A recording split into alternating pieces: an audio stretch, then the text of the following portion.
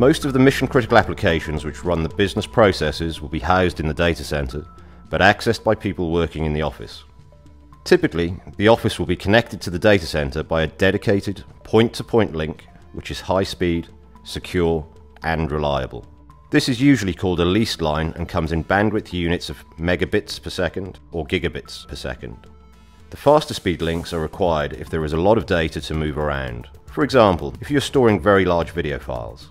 Typically, a leased line will be 10 megabits per second, 100 megabits per second, or 1 gigabit per second. In extreme cases, a 10 gigabit per second link will be required. In some cases, a company will have multiple offices, all interconnected to each other. This point-to-multipoint network is usually achieved via an MPLS network, which is basically a private cloud network sold by all the large carriers such as BT and Virgin Media. Unlike the internet where everyone can talk to everyone, an MPLS network is private to the user. Other users have to be invited onto the MPLS network, which makes it more secure.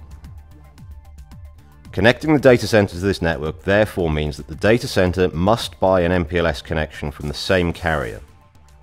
Although it is possible to get a connection to any carrier's MPLS network, it is advantageous if the carrier has a presence in the data center, as this makes connection quicker and cheaper. Much of the equipment in the data center will be connected to the internet.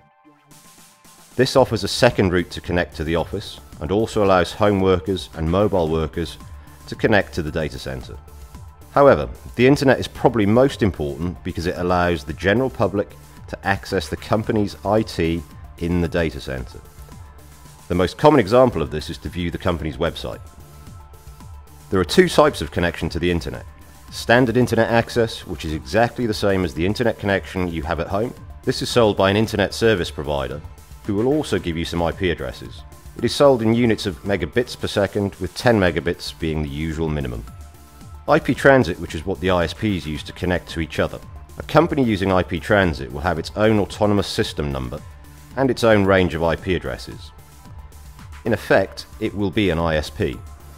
Larger companies use IP transit because it makes them part of the internet with control over their part of the network, rather than being given access via an ISP who will control everything. Some mission-critical applications are backed up in a second data center, so that if the primary data center has an outage, the application can run in the backup data center, or stored data can be recovered from the second data center. The two data centers need to talk to each other so that the applications are in sync and using up-to-date data. This requires the data centers to be interconnected, which is usually done via leased lines. With two data centers, one objection that often comes up is that the data centers must be close enough for synchronous replication. What does this mean? If a data center is backing up data to a second data center, it is sometimes important that the two data sets are exactly synchronized. To achieve this, the first data center sends some data to be backed up, waits to see an acknowledgement from the backup data center before sending any more data. Because this wait and see process causes delay while the bits of data transmit along the lease lines, there is sometimes a distance limitation of 100 fiber kilometers between the two sites.